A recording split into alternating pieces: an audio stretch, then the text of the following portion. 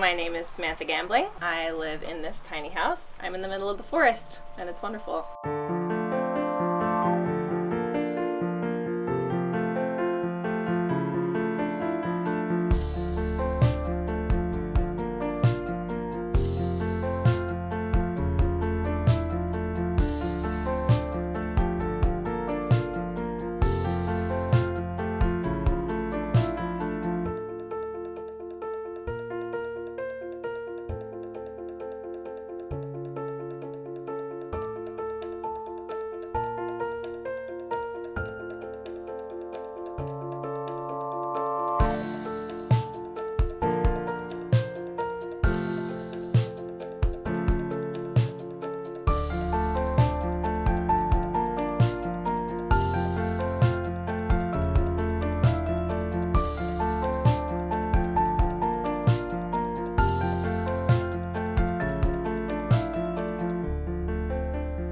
The deck that I built this summer and built a roof for it. Still trying to figure out how how to keep it dry because there's a lot of condensation because it's so wet here. So it's a work in progress, but I'm very proud of my building project because I do not build things.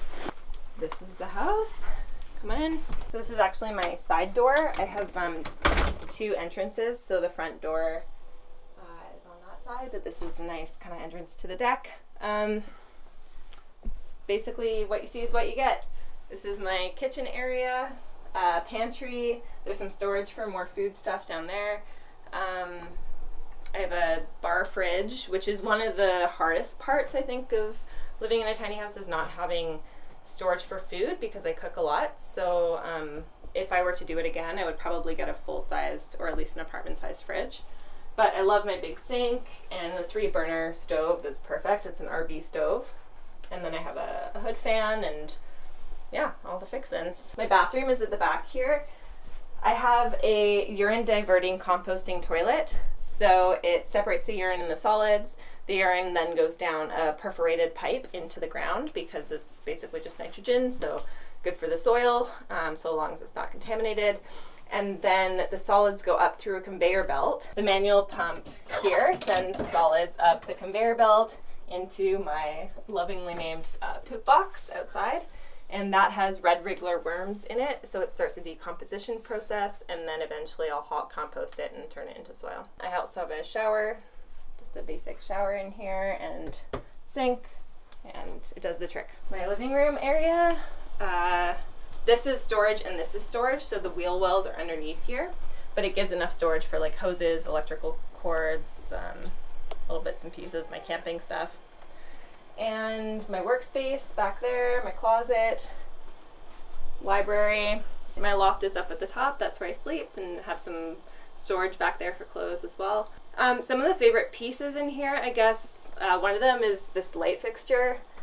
This is an arbutus branch from my friend's farm on Pender Island. It was a fallen arbutus, and so I took a branch, waxed it, and turned it into a light fixture. And I think all the different types of wood in here I really like. We've got some recycled cork flooring, so there's that type of wood, and then we've got these like cedar strips that were from a fence board in Chilliwack, and so you can see the feature wall as well uses those cedar panels.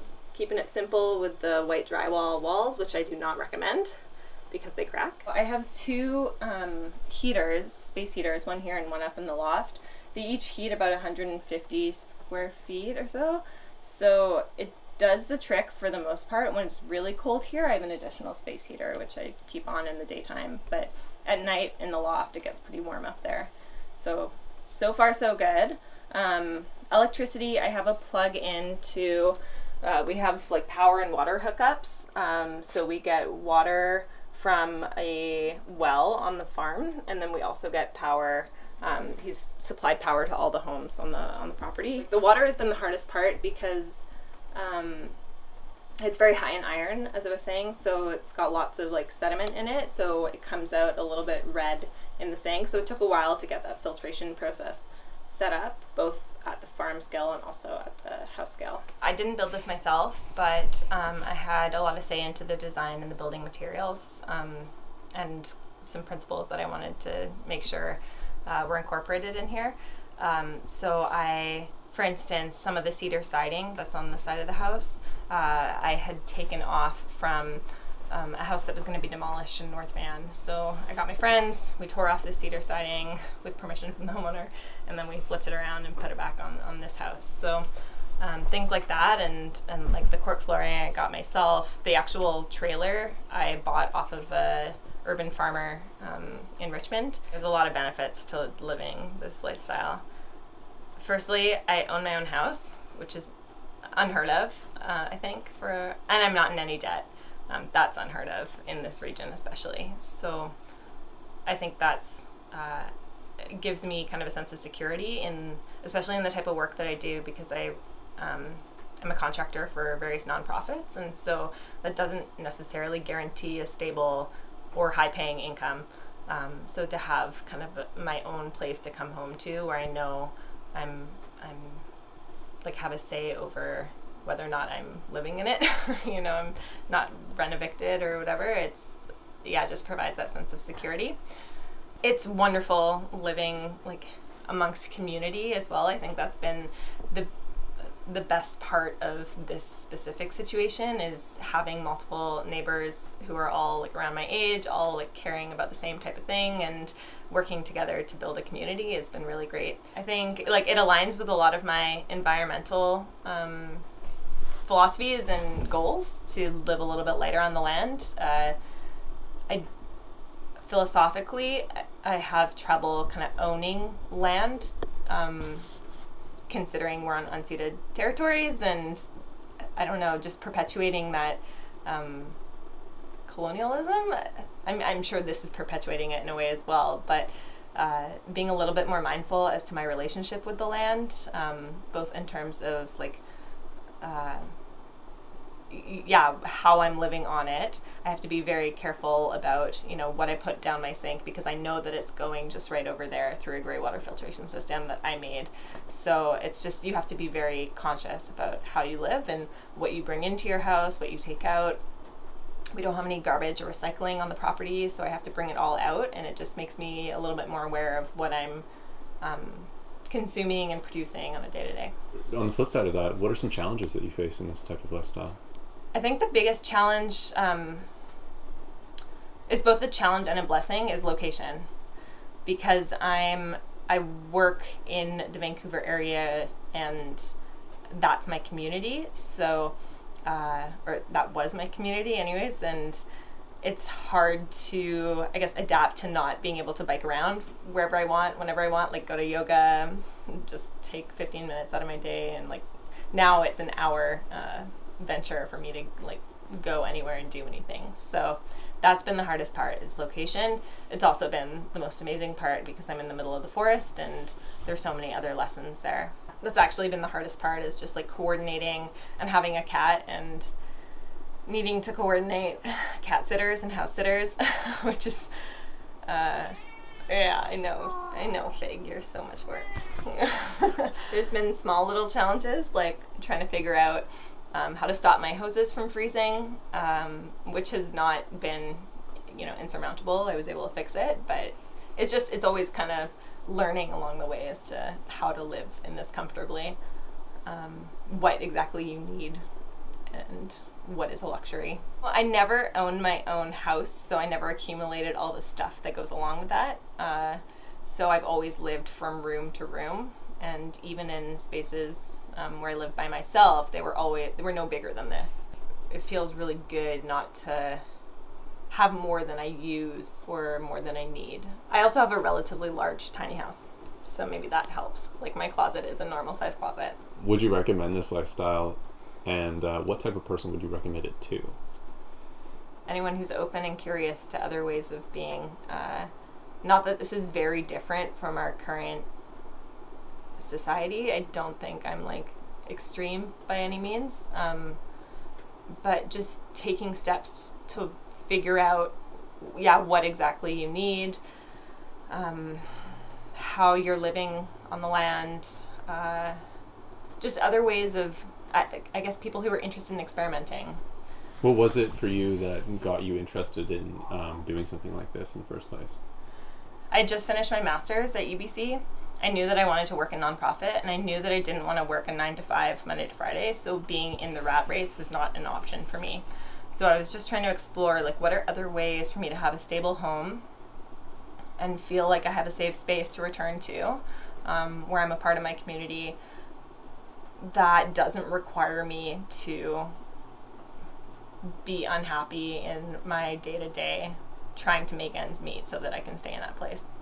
So I was originally looking at a laneway home in Vancouver, but because that wasn't possible, I think I just started looking at documentaries. I watched We the Tiny House People, which really just connected with me, because I was like, I want to live a little bit more off-grid. Ideally, what I wanted originally was to have a water collection and filtration system as part of my house so that I could be completely off-grid, solar panels, but that whole setup is super expensive, so that's kind of a next step. But yeah, I just saw it as a way to have a little bit more say as to how I lived, and enabled me to have space to explore other things that I'm interested in rather than just work. What would you say to somebody that's maybe watched a couple videos about tiny houses, or maybe watched the documentary you watched, and is thinking about doing this themselves? What would you say to that person? Find a space before you build it. That was where I went wrong, which was great in a way, because it really motivated me to engage and advocate for tiny house legalization, because I had a really big thing at stake. But for someone who doesn't want to start a nonprofit, I think that having the space beforehand, and then you can also kind of design your house around that space.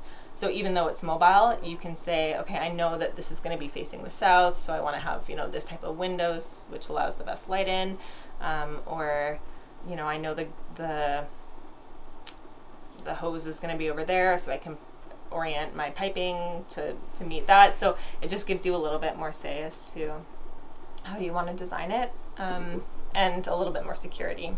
If you had to sum up, what would your personal philosophy on life be?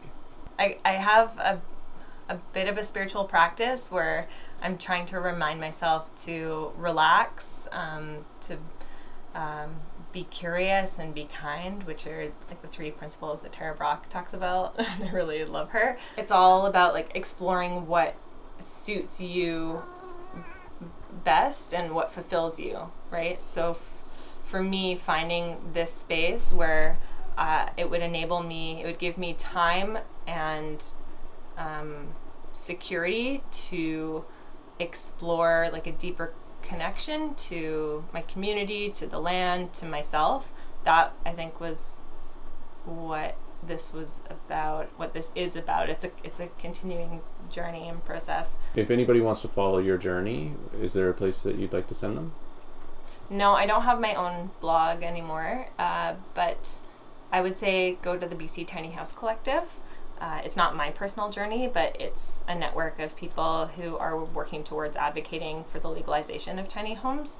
And I think there's a lot of work that needs to be done. And so if you're interested in being a leader in normalizing and legalizing this type of lifestyle and housing stock, then I'd be keen to connect. Hey everyone, thanks for watching. Make sure to like this video and hit that subscribe and ring that bell button.